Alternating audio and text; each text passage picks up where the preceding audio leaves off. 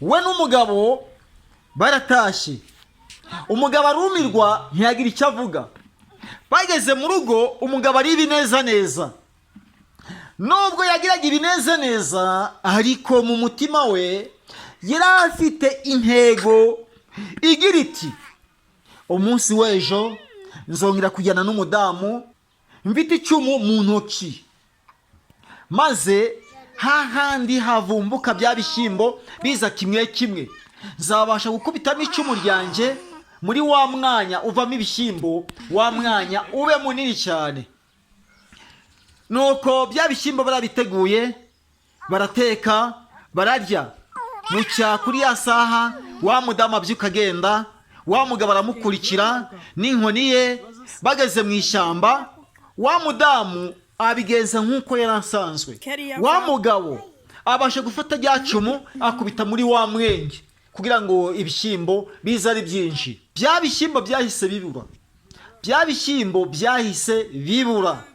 Urutare rurifunga. Nuko umudamu abwira mugabo we ati ukoze ibiki ko nakubujije?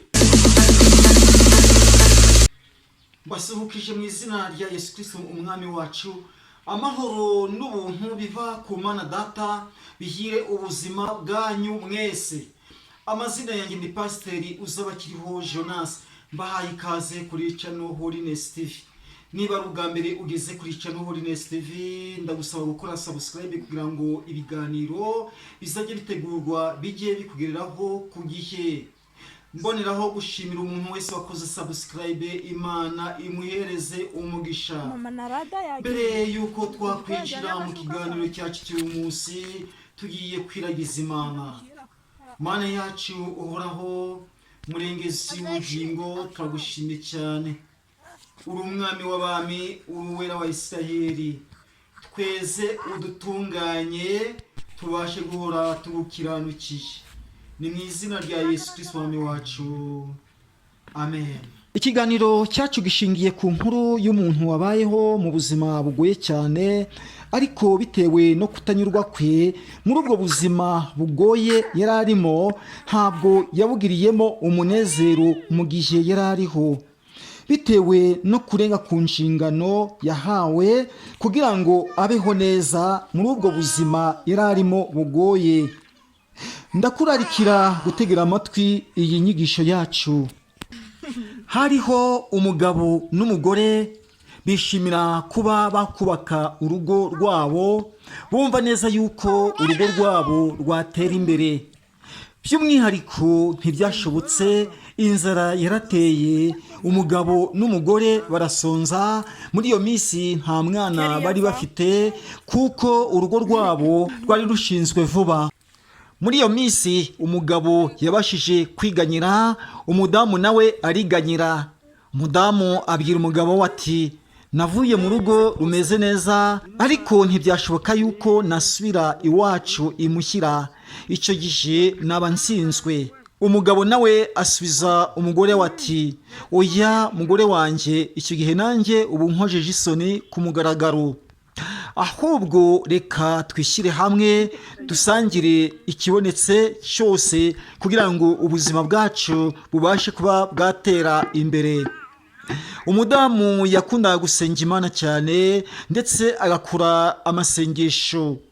Nubwo cyari igihe kigoye cy'inzara, umudamu ntabwo byamubuzaga kwihererana n'Imana ye.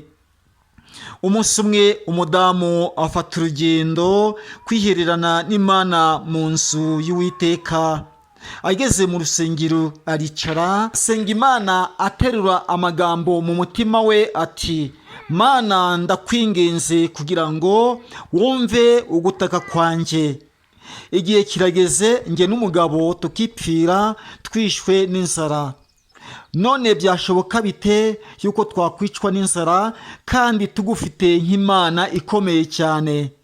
Wumva gusenga, Dawidi yaragusenze abona ibyo kurya no kunywa.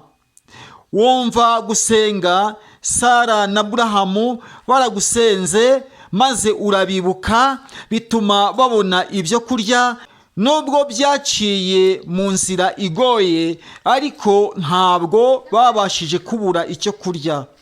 Ni benshi bagiye bagusenga ubasha kubayobora inzira y'umukiro.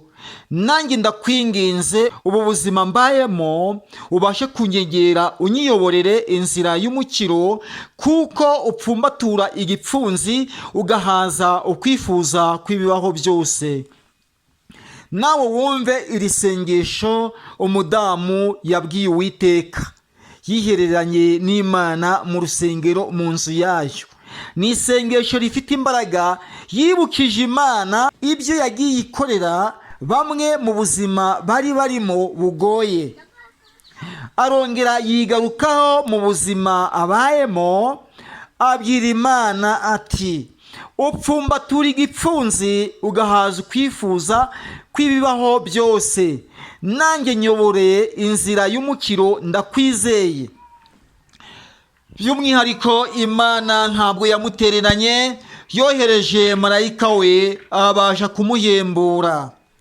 Aramubwira ati, mwana wanjye haguruka tugende, aho ndi buze kugushyitsa naho, icyo uri buze guhabwa unyurwe nacyo, kandi mu mibereho yawe yose ujye umenya neza yuko Uwiteka Imana atagutereranye.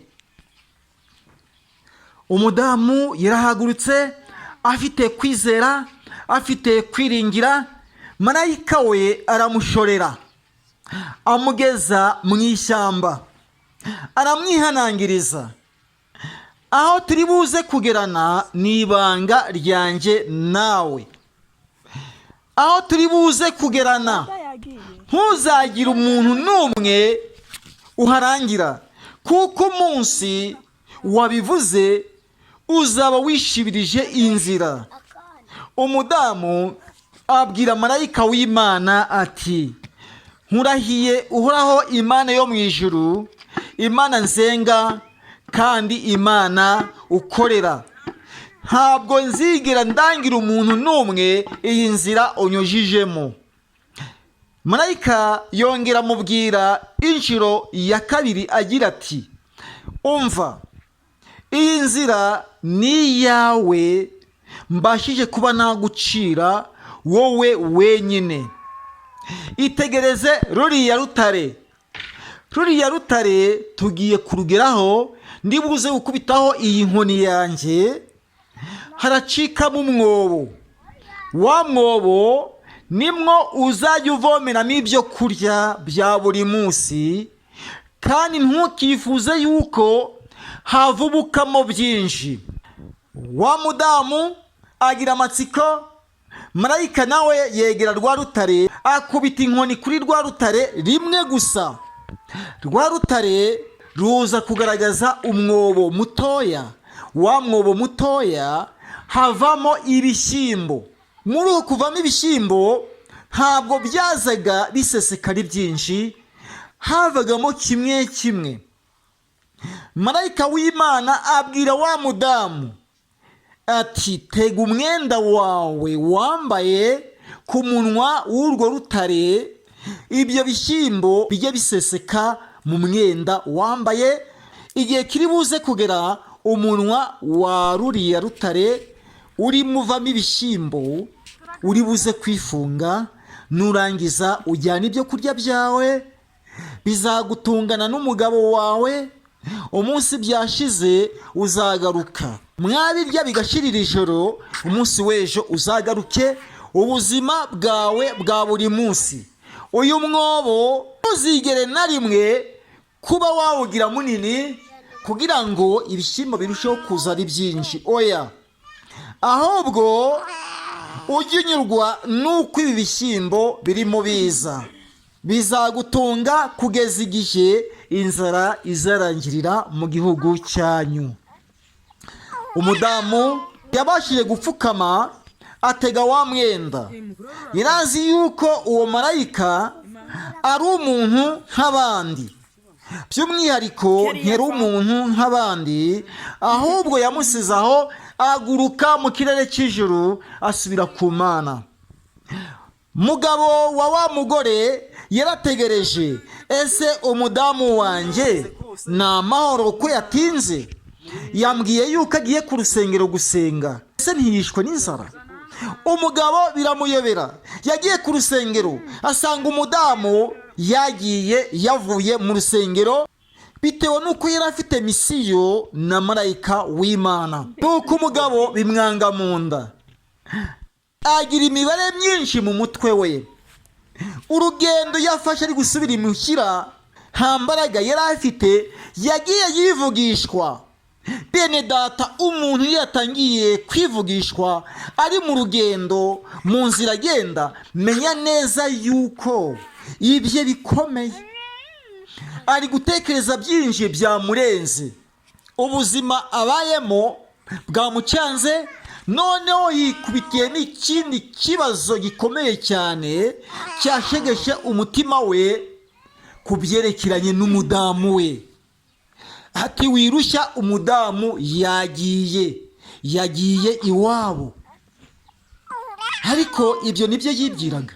Abamubonaga bose barumirwaga, bumva yuko uwo mugabo yasaze, bumva yuko uwo mugabo byamukomereye, bumva yuko uwo mugabo byakomeye bitewe nuko ari kugenda yivugishwa.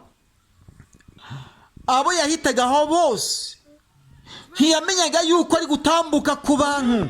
Iyo byakomeye n'ugusuhukije ntabwo umwumva.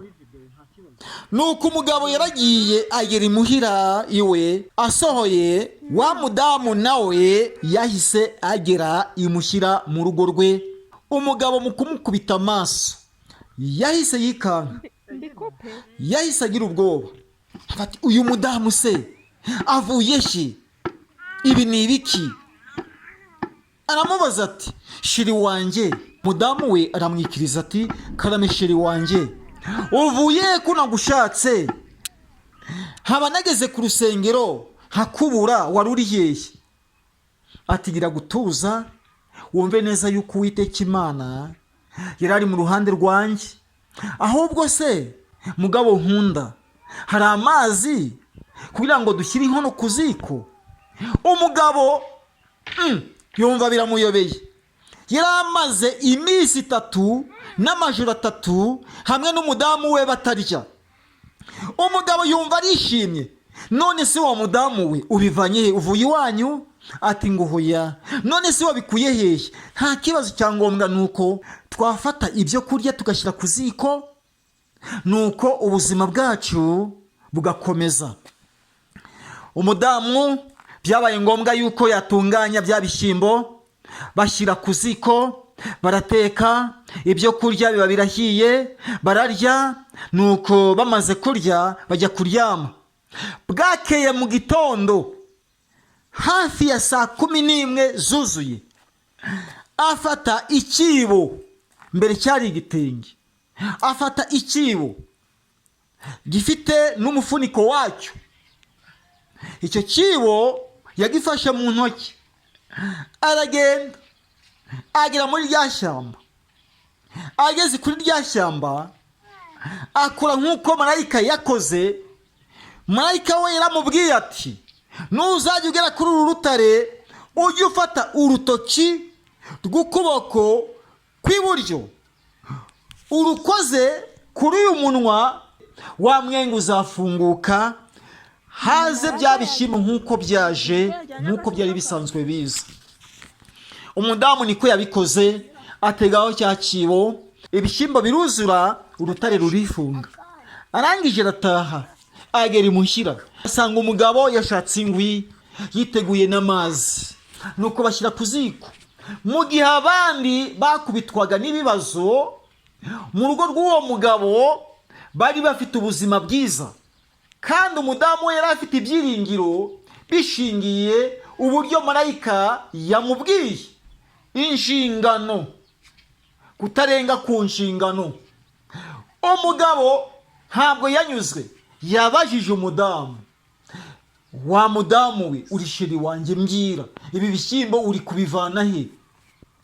Umudamu yaramusubije ati we icyangombwa nuko warya tugasangira ibyo kurya, ibindi byose ni ugutegereza ukuboko k'Uwiteka. Umugabo aramwihorera. Muri iryo joro ibyo kurya byarahiye bararya, nuko bwarije bararyama. Bucya mu gitondo kuri ya saha umudamu asubira hahandi na cyaciro. Umugabo byamwanze mu nda. Umudamu yabashije kurenga, umugabo ahinguka.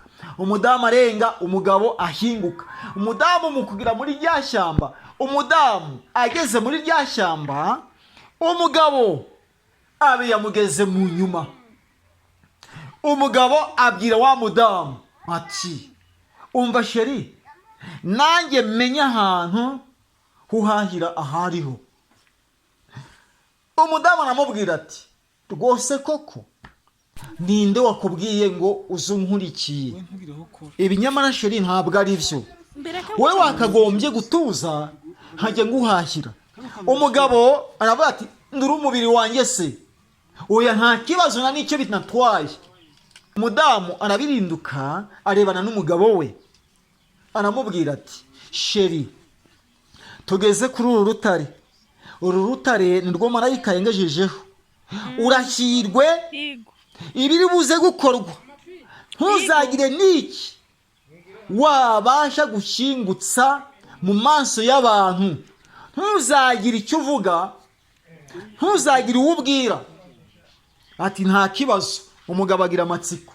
Wa mudamu afata rwa rutoki rw'ukuboko kw'iburyo arutunga kuri wa mwenge ukunda kwifunga, mu gihe wa mudamu arangije guhabwa ibishyimbo byavaga muri rwa rutare.